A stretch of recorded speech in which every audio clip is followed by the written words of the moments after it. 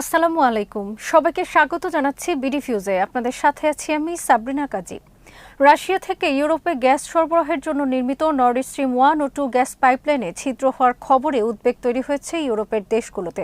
গত 26শে সেপ্টেম্বর প্রথমে 3টি ছিদ্র পাওয়ার কথা জানা যায়, পরে সুইডেনের কোস্ট গার্ড আরেকটি ছিদ্র পাওয়ার তথ্য জানিয়েছে।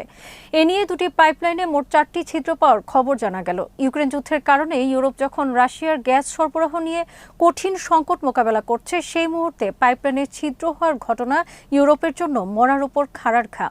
এই ঘটনাকে নিছক দুর্ঘটনা নয়, বরং নাশকতা বলে দাবি করছে রাশিয়া ও ইউরোপের দেশগুলো। কিন্তু প্রশ্ন হচ্ছে, ইউরোপে গ্যাস সরবরাহ বন্ধ করতে এই পাইপলাইনে অন্তর্ঘাতমূলক তৎপরতা চালিয়ে কোনো দেশ কি স্বার্থ হাসিল করতে চায়? বিস্তারিত থাকছে মোতালেব জামালির প্রতিবেদনে।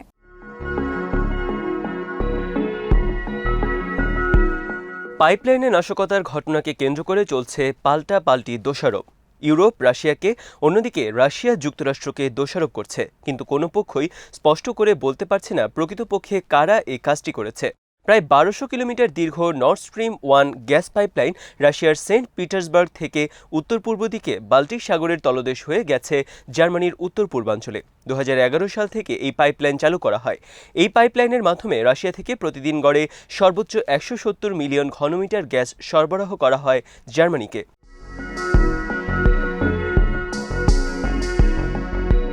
দ্বিতীয় আরেকটি পাইপলাইন নর্ড স্ট্রিম 2 নির্মাণ কাজ শেষ হয় গত বছর, কিন্তু ইউক্রেনে রাশিয়ার সামরিক আগ্রাসনের কারণে এই প্রকল্প স্থগিত রাখা হয়েছে। এই পাইপলাইনে এখনও গ্যাস সরবরাহ করা হয়নি। ডেনমার্ক এবং সুইডেনের পানিসীমায় পাইপলাইনে ছিদ্র হওয়ার এক ঘটনা নিছক দুর্ঘটনা নয়, বরং নাশকতা বলে দাবি করেছে ইউরোপের বিভিন্ন দেশ। ওই ঘটনার পর নাশকতার আশঙ্কায় নিজেদের তেল এবং গ্যাস স্থাপনাগুলোতে নিরাপত্তা জোরদার করেছে নরওয়ে।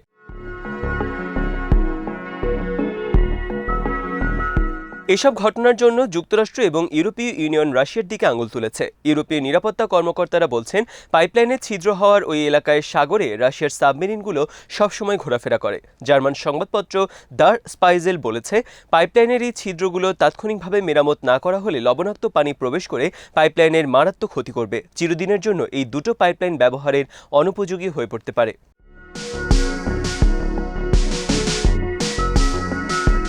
জ্বালানি বিশেষজ্ঞ এবং জার্মান কর্মকর্তারা মনে করছেন, পাইপলাইন ছিদ্র করার এই কাজটি কেবল রাষ্ট্রীয়ভাবেই করা সম্ভব। দার স্পাইজেল বলেছে, এমনও হতে পারে যে ওই গ্যাস পাইপলাইনের টিউবে পরিকল্পিতভাবে বিস্ফোরক বসানো হয়েছিল। এর মাধ্যমে পরোক্ষভাবে রাশিয়ার দিকে আঙুল তোলা হয়েছে। অন্যদিকে গ্যাস পাইপলাইনের সন্ত্রাসী হামলার জন্য রাশিয়াকে সরাসরি দায়ী করেছে ইউক্রেন। তবে রাশিয়ার বিরুদ্ধে ইউরোপীয় ইউনিয়নের অন্তর্ঘাতমূলক কাজের অভিযোগ প্রত্যাখ্যান করেছে রাশিয়া।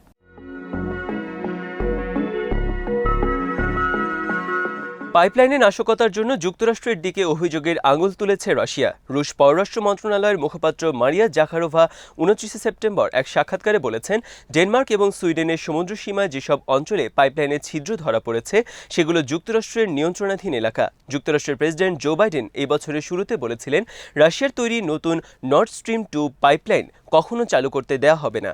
বাইডেনের এই কথাটি মনে করিয়ে দেয়।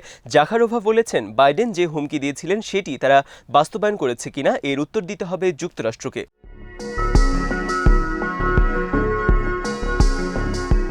যেখানে ছিদ্র ধরা পড়েছে সেটি যুক্তরাষ্ট্রের নিয়ন্ত্রণাধীন এলাকা দাবি করে মারিয়া জাকারোভা বলেন, যেখানে ঘটনা ঘটেছে বলা হয়েছে সেগুলো নিরপেক্ষ সমুদ্র সীমা, কিন্তু এটি ডেনমার্ক এবং সুইডেনের এক্সক্লুসিভ ইকোনমিক জোন।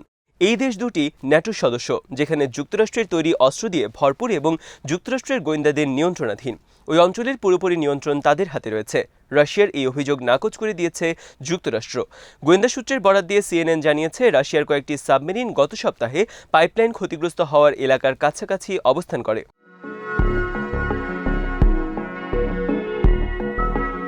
মার্কিন কর্মকর্তাদের মতে সেখানে কি ঘটেছিল সে ব্যাপারে এখনও কিছু জানা যায়নি। ডেনমার্কের একজন কর্মকর্তা বলেছেন, সাম্প্রতিক সময়ে বাল্টিক সাগরে রাশিয়ার তৎপরতা আগের চেয়ে অনেক বেড়ে গেছে। আমরা তাদের প্রতি সপ্তাহেই দেখি। আমরা আকাশ এবং জলসীমায় কতটুকু তৎপর তার উপর নিয়মিত নজর রাখে রাশিয়া।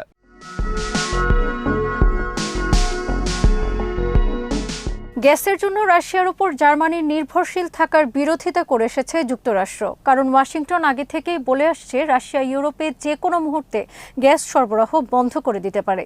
এতে পুরো মহাদেশই মারাত্মক জ্বালানি সংকটে পড়বে। 2018 সালে জাতিসংঘ সাধারণ পরিষদের অধিবেশনে তৎকালীন মার্কিন প্রেসিডেন্ট ডোনাল্ড ট্রাম্প রাশিয়ার গ্যাসের উপর ইউরোপের নির্ভরতার সমালোচনা করেছিলেন। সে সময় জার্মান কর্মকর্তারা ট্রাম্পের এই সতর্ক বার্তা নিয়ে তাকে উপহাস করেছিলেন, কিন্তু এখন তারা সত্যিই বিপদে পড়ে গেছে।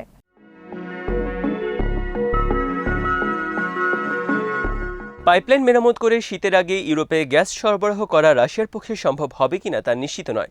কেউ কেউ অনুমান করছেন বা অন্য কোনোভাবে এটির ক্ষতি করার জন্য শক্তিশালী জলযানের প্রয়োজন, যেই জলযানটি সাগরের তলদেশে পর্যন্ত পৌঁছাতে সক্ষম। পাইপলাইনটি কমপক্ষে 26.8 থেকে 34.4 mm পর্যন্ত ঘন স্টিল দিয়ে তৈরি, তার উপর আবার কংক্রিট দিয়ে ঢালাই করা হয়েছে।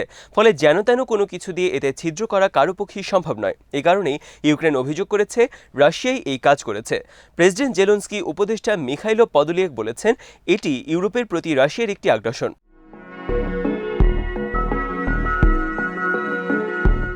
আবার কিছু বিশ্লেষক যুক্তি দিয়ে বলেছেন, দুটো পাইপলাইনই ক্ষতিগ্রস্ত করে রাশিয়ার কী লাভ?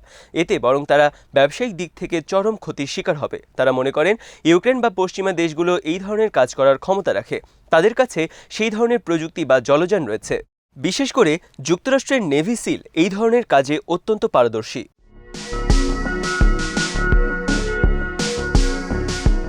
ইউরোপের দেশগুলো নিজেদের জ্বালানির চাহিদা পূরণের স্বার্থে পাইপলাইন দুটো অক্ষত রাখবে। কাজেই তাদের পক্ষে রাশিয়ার পাইপলাইনের ক্ষতি করার সম্ভাবনা নেই বলে মনে করেন এসব বিশ্লেষক। তবে ব্যতিক্রমও কিছু রয়েছে। ফিনল্যান্ডের সাথে রাশিয়ার বৈরিতা চরম পর্যায়ে পৌঁছেছে। গত মে মাসে রাশিয়া ফিনল্যান্ডে গ্যাস সরবরাহ বন্ধ করে দেয়। তারও আগে রাশিয়া দেশটিতে বিদ্যুৎ সরবরাহ বন্ধ করে দিয়েছে। এতে দুই দেশের সম্পর্কে তিক্ততা সৃষ্টি হয়। দেশটি ন্যাটোতে যোগ দেওয়ার সিদ্ধান্ত নেয় রাশিয়া আরও ক্ষুব্ধ হয়েছে।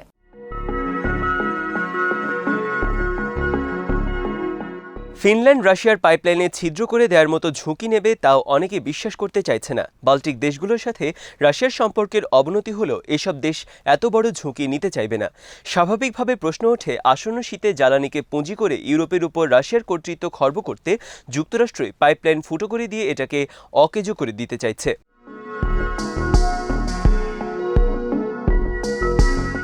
বাইডেন প্রশাসন হয়তো এই আশঙ্কা করে থাকতে পারে, আসন্ন শীতে জ্বালানির চাহিদা পূরণের প্রয়োজনে ইউরোপ রাশিয়ার ব্যাপারে যুক্তরাষ্ট্রের সাথে মতৈক্য থেকে সরে যেতে পারে। সেই আশঙ্কা থেকে যুক্তরাষ্ট্র এই কাজটি করে থাকতে পারে, কিন্তু এতে অনেক বড় রাজনৈতিক, কৌশলগত এবং নিরাপত্তাগত ঝুঁকি রয়েছে।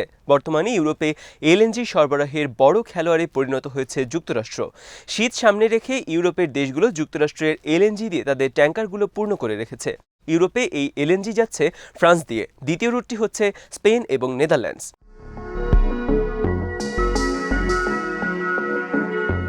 রাশিয়ার নর্থ স্ট্রিম গ্যাস পাইপলাইনে কারা অন্তর্ঘাতমূলক তৎপরতা চালিয়েছে সেই প্রশ্নের উত্তর এই মুহূর্তে হয়তো কারো পক্ষেই দেওয়া সম্ভব নয়।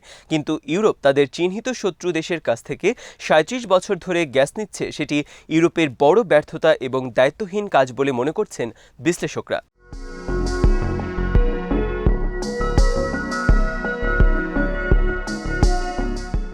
আজ এখানেই শেষ করছি। সবাই ভালো থাকুন, সুস্থ থাকুন আর দেখতে থাকুন বিডি ফিউজ। চ্যানেলটি ভালো লাগলে সাবস্ক্রাইব করুন। সংযুক্ত থাকুন আমাদের ফেসবুক পেজে। আল্লাহ হাফেজ।